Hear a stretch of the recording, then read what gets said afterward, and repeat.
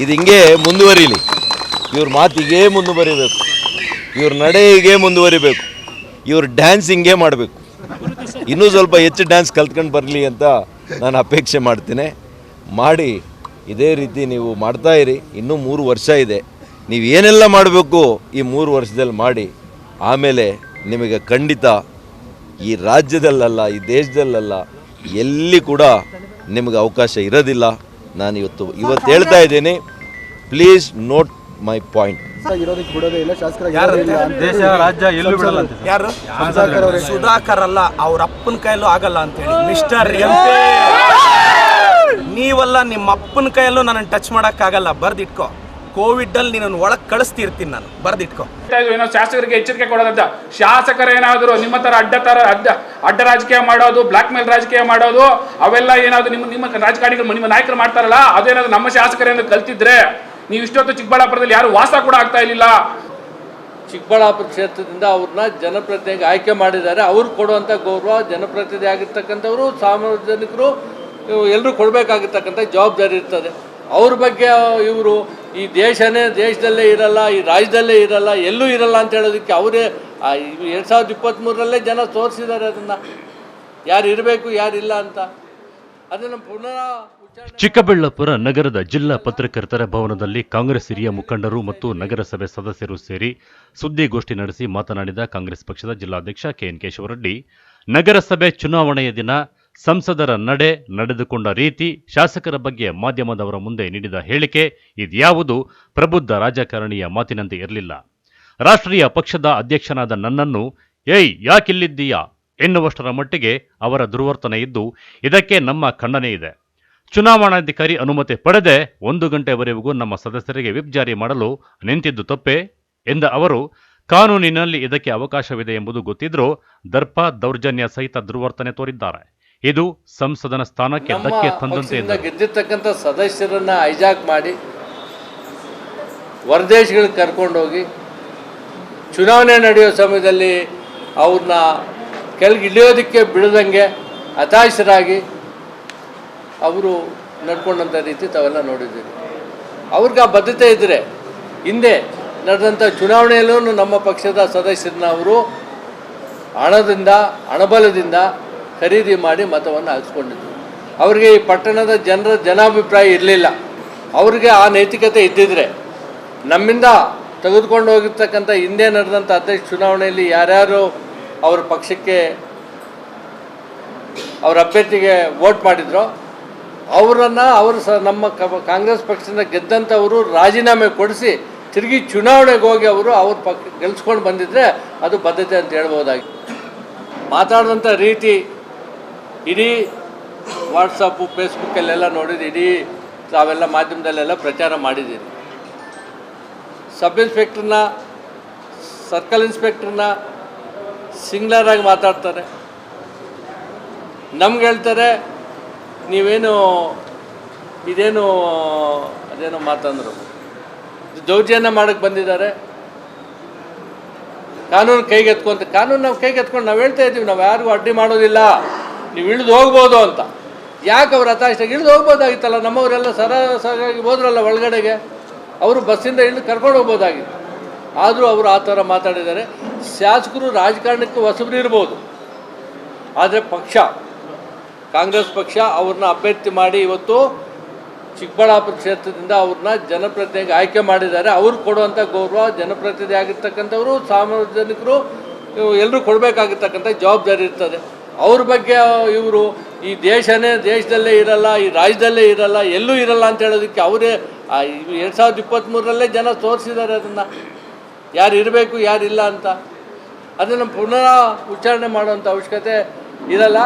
ನಾವು ತಮ್ಮ ಮುಖಾಂತರ ಹೇಳಲಿಕ್ಕೆ ಬಯಸ್ತಾ ಇದ್ದೀವಿ, ಅಭಿವೃದ್ಧಿ ವಿಚಾರದಲ್ಲಿ ಕಾಂಗ್ರೆಸ್ ಪಕ್ಷ, ಶಾಸಕರು, ಮಂತ್ರಿಗಳು, ಮುಖ್ಯಮಂತ್ರಿಗಳೆಲ್ಲನೂ ಅಭಿವೃದ್ಧಿ ವಿಚಾರದಲ್ಲಿ ನಮಗೆಲ್ಲ ಸಹಕಾರ ಕೊಡ್ತಾ ಇದ್ದಾರೆ.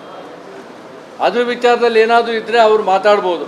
ಅದು ಬಿಟ್ಟು ವೈಯಕ್ತಿಕವಾಗಿ ಹೇಳ್ತಾ ಇದ್ದಾರೆ. ನಾವು 2023ರಲ್ಲಿ ಅಧಿಕಾರಕ್ಕೆ ಬಂದ ಮೇಲೆ ಮಾಧ್ಯಮ ಮಿತ್ರರಲ್ಲಿ ನಾನು ವಿನಂತಿ ಮಾಡೋಕ್ಕೆ ಇಷ್ಟಪಡ್ತಾ ಇದ್ದೀನಿ, ಯಾವುದಾದ್ರೂ ಒಂದು ಕೇಸ್ ದಾಖಲೆ ಆಗಿದೆಯಾ? ಹಿಂದೆ ಮಾತೆತ್ತದೆ ಅಟ್ರಾಸಿಟಿ ಕೇಸ್, ಇನ್ನೊಂದು ಕೇಸ್ ಜೈಲ್ಗೆ ಹಾಕ್ಸೋದು, ರೌಡಿ ಶೀಟ್ ಓಪನ್ ಮಾಡಿಸೋದು, ಯಾವುದಾದ್ರು 2023ರಿಂದ ಈಚೆಗೆ ಯಾವುದಾದ್ರೂ ಅಂಥ ಘಟನೆ ನಡೆದಿದೆ ತಾವು ಹೇಳ್ಬೋದು. ಯಾರು ಅದಕ್ಕೆ ಕುಮ್ಮ ಕೊಡ್ತಾ ಇಲ್ಲ, ಶಾಸಕರಾಗಿರ್ಬೋದು, ನಮ್ಮ ಮುಖಂಡರಾಗಿರ್ಬೋದು. ಅದೆಲ್ಲ ನಡೆದಂಥ ಅವಕಾಶ 2018ರಿಂದ 23ವರೆಗೂ. 2023ರಿಂದ ಈ ತಾಲೂಕಿನ ಜನ ನೆಮ್ಮದಿಯಾಗಿರಲಿ ಅಂತ ಯಾರು ಅದಕ್ಕೆ ಹಸ್ತಕ್ಷೇಪ ಮಾಡ್ತಾ ಇಲ್ಲ. ಯಾವುದೇ ಸಣ್ಣ ಪುಟ್ಟ ಗಲಾಟೆ ಆದರೂ ತೊಗೊಂಡೋಗಿ FIR ಮಾಡಿಸ್ತಾಯಿದ್ರು, ರೌಡಿ ಶೀಟ್ ಓಪನ್ ಮಾಡಿಸ್ತಾಯಿದ್ರು. ಆದರೆ ಈಗ ಇರ್ತಕ್ಕಂಥ ನಮ್ಮ ಎಲ್ಲ ಮುಖಂಡರು, ನಗರಸಭೆ ಸದಸ್ಯರುಗಳು, ನಮ್ಮ ಮುಖಂಡರುಗಳು, ಶಾಸಕರು, ಮಂತ್ರಿಗಳು, ನಮ್ಮ ಉಸ್ತುವಾರಿ ಮಂತ್ರಿಗಳು ಯಾವುದೇ ಸಾರ್ವಜನಿಕ ತೊಂದರೆ ಆಗದ ರೀತಿಯಲ್ಲಿ ನಾವು ನಡ್ಕೋಬೇಕು ಅಂತ ನಮ್ಮ ಡೈರೆಕ್ಷನ್ ಕೊಟ್ಟಿದ್ದಾರೆ. ಅವರ ಆ ಇತಿಹಾಸವನ್ನು ಅವ್ರು ಮಾಡಿರ್ತಕ್ಕಂಥದ್ದನ್ನೆಲ್ಲ ಮರೆತು ಇವಾಗ ಮಾತಾಡೋಕ್ಕೆ ಬರ್ತಾ ಇದ್ದಾರೆ. ನಾವು ತಮ್ಮ ಮುಖಾಂತರ ಹೇಳಲಿಕ್ಕೆ ಬಯಸ್ತಾ ಇದ್ದೀವಿ, ಕಾಂಗ್ರೆಸ್ ಪಕ್ಷ ಸದೃಢವಾಗಿದೆ, ನಾವೆಲ್ಲ ಮುಖಂಡರು ಒಗ್ಗಟ್ಟಾಗಿದ್ದೀವಿ. ನಗರಸಭೆಯಲ್ಲಿ ಇವತ್ತು ಅಧ್ಯಕ್ಷರಾಗಿ ಅವ್ರ ಅಧಿಕಾರ ಬಂದಿರ್ಬೋದು, ಅಧಿಕಾರ ಬಂದು ಒಳ್ಳೆ ಕೆಲಸ ಮಾಡಿ ನಗರದಲ್ಲಿ ಒಳ್ಳೆಯ ಹೆಸರು ತಗೊಂಡ್ರೆ ಅದು ಒಳ್ಳೆಯದಾಗ್ತದೆ. ಬಟ್ ಅದನ್ನು ಬಿಟ್ಟು ವಿನಾಕಾರಣ ನಮ್ಮ ನೈತಿಕತೆಯನ್ನು ಕುಗ್ಸೋಕ್ಕೋ ಇನ್ನೊಂದಕ್ಕೋ ಮಾತಾಡೋಕ್ಕೆ ಹೋದರೆ ನಾವು ಸುಮ್ಮನೆ ಬಿಡೋದಿಲ್ಲ. ನಾವು ಸದಾ ನಾವೆಲ್ಲ ಒಗ್ಗಟ್ಟಾಗಿ ಇರ್ತೀವಿ. 16 ಜನ ನಮ್ಮಲ್ಲಿ ಏನು ಮೊನ್ನೆ ಚುನಾವಣೆಯಲ್ಲಿ ಇರ್ತಕ್ಕಂಥ 16 ಜನ ಸದಸ್ಯರು ಒಟ್ಟಿಗೆ ಇರ್ತೀವಿ. ಅಭಿವೃದ್ಧಿ ವಿಚಾರದಲ್ಲಿ ನಾವು ನಮ್ಮ ಶಾಸಕರು, ಮಂತ್ರಿಗಳು, ಮುಖ್ಯಮಂತ್ರಿಗಳು, ಉಪಮುಖ್ಯಮಂತ್ರಿಗಳನ್ನು ಸಹಕಾರದಿಂದ ನಗರ ಅಭಿವೃದ್ಧಿ ಮಾಡೋದಕ್ಕೆ ಏನು ಸಹಕಾರ ಬೇಕು ಅದನ್ನು ತಗೊಂಡು ಮಾಡ್ತೀವಿ ವಿನ ಅವರಾಗಿ ನಾವು ಮಾತನ್ನು ಇಡ್ತಾ ಇರಬೇಕು. ನಿನ್ನೆ ಅವರು ನಗರಸಭೆ ಉಪಾಧ್ಯಕ್ಷರು ಮಾತಾಡಿರ್ತಕ್ಕಂಥ ಮಾತು, ಅದು ವಿಚಾರಗಳು ಇವರೆಲ್ಲ ನೋಡಿರ್ತಕ್ಕಂಥವ್ರು ಅದರ ಬಗ್ಗೆ ನಗರಸಭಾ ಸದಸ್ಯ ನರಸಿಂಹಮೂರ್ತಿ ಮಾತನಾಡಿ, ನಮ್ಮ ಶಾಸಕ ಪ್ರದೀಪ್ ಈಶ್ವರ್ ಅವರು ಹಣ ಕೊಟ್ಟು ಹೆದರಿಸಿ ಬೆದರಿಸಿ ಅಕ್ರಮದಲ್ಲಿ ಚುನಾವಣೆ ನಡೆಸುವುದು ಬೇಡ ಎಂದು ಹೇಳಿ ಸುಮ್ಮನಿದ್ರು. ನಾವೇ ಅವರಿಗೆ ಒತ್ತಡ ಹಾಕಿ ಏನಾದರೂ ಆಗಲಿ ಚುನಾವಣೆ ಎದುರಿಸೋಣ ಎಂದು ಮನವೊಲಿಸಿ ಕರೆತಂದೆವು. ಈ ಸೋಲಿಗೂ ಶಾಸಕರಿಗೂ ಸಂಬಂಧ ಕಲ್ಪಿಸುವುದು ಬೇಡ. ನಮ್ಮ ಸ್ನೇಹಿತರೇ ನಮ್ಮ ಬೆನ್ನಿಗೆ ಚೂರಿ ಹಾಕಿದ್ದ ಕಾರಣ ಸೋಲನ್ನು ಅನುಭವಿಸಬೇಕಾಯಿತು. ನಾವು ಎಲ್ಲಿಯೂ ತಲೆ ಮರೆಸಿಕೊಂಡಿಲ್ಲ ಎಂದರು. ವಾಪಸ್ ತಗೊಳ್ಳಿ, ಇದರಲ್ಲಿ ಶಾಸಕರು ಮುಖವಂಗ ಆಗೋದು ಈ ಸಮಸ್ಯೆ ಇದೇ ಇಲ್ಲ. ಶಾಸಕರು ಮೊದಲೇ ಹೇಳಿದ್ರು, ಈ ಚುನಾವಣೆ ಈ ಥರ ನಾನು ಇನ್ಲೀಗಲ್ ಆಗಿ ಚುನಾವಣೆ ಅಡ್ಡದಾರಿ ಹಿಡಿದು ನಾನು ಚುನಾವಣೆ ಮಾಡಲ್ಲ, ನನ್ನ ಹತ್ರ ಯಾವುದು ಕಪ್ಪು ಹಣ ಇಲ್ಲ, ನನ್ನ ಹತ್ರ ಯಾವುದು ನಾನು ಇನ್ಲೀಗಲ್ ಯಾವುದು ದುಡ್ಡು ಮಾಡಿಲ್ಲ, ನನ್ನ ಹತ್ರ ನ್ಯಾಯಪೂರ್ವಕವಾದ ಚುನಾವಣೆ ಮಾಡೋಣ, ಈ ಥರ ಚುನಾವಣೆ ಮಾಡಲ್ಲ ಅಂತ ನಮಗೆ ನೇರವಾಗಿ ಹೇಳಿದರು. ಆದರೂ ಸಹ ನಾವು ಅವ್ರನ್ನ ಮನವೊಲಿಸಿ, ನಾವು ನಂಬಿಕೆ ಕೊಟ್ಟು, ನಾವು ಧೈರ್ಯ ಕೊಟ್ಟು ಅವರಿಗೆ ನಾವೇ ಮುಂದೋಗಿದ್ದು. ಅದು ನಾವು ನಮ್ಮ ಸ್ನೇಹಿತರಲ್ಲಿ ನಾವೆಲ್ಲ ಒಂದು ಸ್ನೇಹಿತರಿದ್ದೀವಿ, 4-5 ಜನ. ನಮ್ಮ ಸ್ನೇಹಕ್ಕೆ ಆಗಿದಂತಹ ಇದು ಮೋಸ, ದ್ರೋಹ. ಇದು ನಮ್ಮನ್ನು ಜೊತೆಯಲ್ಲೇ ಇದ್ದು ನಮಗೆಲ್ಲ ಉತ್ಸ್ನೇಹ ಮಾಡಿ ನಮ್ಮನ್ನು ಮುಂದಕ್ಕೆ ನುಗ್ಗಿ ನಿಮ್ಮ ಜೊತೆ ಇರ್ತೀವಿ, ನೀವು ಅಭ್ಯರ್ಥಿಗಳಾದರೆ ಕಾಂಗ್ರೆಸ್ ನಿಮ್ಮನ್ನು ಸಪೋರ್ಟ್ ಮಾಡ್ತೀವಿ ಅಂತ ಕಾಂಗ್ರೆಸ್ಸಲ್ಲಿ ಗೆದ್ದು ನಮ್ಮ ನಾಯಕರಿದ್ದು ವಿನಯ್ ಶ್ಯಾಮ್ ಅವರಂತ ಸಹಾಯ ಪಡೆದಂಥ ಗೆದ್ದವರಂತ ಅವ್ರ ಹೆಸರು ಹೇಳ್ಕೊಂಡು ಅವ್ರು ಓಟ್ ಕೇಳಿ ಅವ್ರ ಹತ್ರ ಸಹಾಯ ಪಡೆದು ಗೆದ್ದವರು ನಮ್ಮನ್ನು ಬೆನ್ನಿಗೆ ಚೂರಿ ಹಾಕಿದ್ದಾರೆ ಹೊರತು ಬೇರೆ ಅವರು ಶಾಸಕರಲ್ಲಿ ಯಾವುದೇ ಥರ ಶಾಸಕರಿಗೆ ಮುಖಭಂಗ ಆಗೋ ಸಮಸ್ಯೆನೇ ಇಲ್ಲ. ಶಾಸಕರಲ್ಲಿ ಯಾವುದು ಅವ್ರ ಉನ್ನಾರ ಕೂಡ ಇಲ್ಲ, ಅವರ ಪ್ರಯತ್ನ ಕೂಡ ಇಲ್ಲ. ಅವರು ನಮ್ಮ ಮೇಲೆ ವಿಶ್ವಾಸ ಇಟ್ಟು ನಮಗೆ ಪ್ರೋತ್ಸಾಹ ನೀಡಿ ಶಾಸಕರೇ ಆಗಿರ್ಬೋದು, ಸಚಿವರೇ ಆಗಿರ್ಬೋದು, ನಮ್ಮ ಮೇಲೆ ಒಂದು ವಿಶ್ವಾಸ ಇಟ್ಟು ಇದ್ರ ಮುಂದೆ ಬಂದರು. ಈ ಚುನಾವಣೆ ಇಲ್ಲಿವರೆಗೂ ಬರಬೇಕಂದ್ರೆ ನೀವೇ ನೋಡ್ಬೇಕು, ಯಾವುದೇ ಒಬ್ಬ ಸಂಸದ, ಒಬ್ಬ ಮಾಜಿ ಸ್ಟೇಟಲ್ಲೇ ದೊಡ್ಡ ಮಿನಿಸ್ಟರ್ ಅಂತ ಹೇಳ್ಕೊಂಡ ವ್ಯಕ್ತಿ ನಮ್ಮ ಒಬ್ಬರ ಯಾವುದೋ ಒಂದು 7ನೇ ವಾರ್ಡ್ ಸದಸ್ಯನ ಕೈ ಹಿಡ್ಕೊಂಡು ಚುನಾವಣೆ ಆಗೋವರೆಗೂ ಅವ್ರ ಕೈಗಳನ್ನ 2 ಕೈಗಳನ್ನ ಇಟ್ಕೊಂಡು ಕೂತಿರೋ ರೀತಿ ನೋಡಿದ್ರೆ ಗೊತ್ತಾಗುತ್ತೆ ಯಾವ ರೀತಿ ಚುನಾವಣೆ ಮಾಡಿದ್ದಾರೆ ಅಂತ. ಹೇಳ್ತಾ ಇದ್ರು ಏನೋ ಶಾಸಕರಿಗೆ ಎಚ್ಚರಿಕೆ ಕೊಡೋದಂತ. ಶಾಸಕರೇನಾದರೂ ನಿಮ್ಮ ಥರ ಅಡ್ಡ ರಾಜಕೀಯ ಮಾಡೋದು, ಬ್ಲಾಕ್ ಮೇಲ್ ರಾಜಕೀಯ ಮಾಡೋದು, ಅವೆಲ್ಲ ಏನಾದರೂ ನಿಮ್ಮ ರಾಜಕಾರಣಿಗಳು ನಿಮ್ಮ ನಾಯಕರು ಮಾಡ್ತಾರಲ್ಲ, ಅದೇನಾದ್ರು ನಮ್ಮ ಶಾಸಕರೇನಾದ್ರು ಕಲ್ತಿದ್ರೆ ನೀವು ಇಷ್ಟೊತ್ತು ಚಿಕ್ಕಬಳ್ಳಾಪುರದಲ್ಲಿ ಯಾರು ವಾಸ ಕೂಡ ಆಗ್ತಾ ಇರಲಿಲ್ಲ. ಎಚ್ಚರಿಕೆಯಲ್ಲಿ ಅವರು ನಿಮ್ಮ ದಾರಿಗೆ ಬರೋದನ್ನ ತಡೀರಿ. ಅವರು ಒಂದು ಶಾಸಕರು ಹೊಸಬರಿದ್ದಾರೆ, ಅವ್ರಿಗಿನ್ನ ರಾಜಕಾರಣ ಗೊತ್ತಿಲ್ಲ, ನಿಮ್ಮಂತ ಕುತಂತ್ರ ರಾಜಕಾರಣ ಗೊತ್ತಿಲ್ಲ. ಅವ್ರೇನಾದ್ರೂ ಆ ಕುತಂತ್ರ ರಾಜಕಾರಣಕ್ಕೆ ಏನಾದರೂ ಒಗ್ಗಟ್ರೆ ನೀವು ಯಾರು ಇಲ್ಲಿ ವಾಸ ಕೂಡ ಮಾಡೋದಿಲ್ಲ ಅಂತ ಹೇಳ್ತೀನಿ. ಸುದ್ದಿಗೋಷ್ಠಿಯಲ್ಲಿ ನಂದಿ ಅಂಜನಪ್ಪ, ಕೆ ಮುನೇಗೌಡ, ನಗರಸಭಾ ಸದಸ್ಯ ಅಂಬರೀಶ್, ಅಡ್ಡಗಲ್ ಶ್ರೀಧರ್, ಮಾಜಿ ಶಾಸಕಿ ಅನಸೂಯಮ್ಮ, ಬ್ಲಾಕ್ ಕಾಂಗ್ರೆಸ್ ಅಧ್ಯಕ್ಷ ಜಯರಾಮ್ ಮತ್ತಿತರರು ಇದ್ದರು. ಕ್ಯಾಮರಾಮನ್ ಪ್ರವೀಣ್ ಜೊತೆ Kalavara Arun, MM TV news, Chikkaballapur.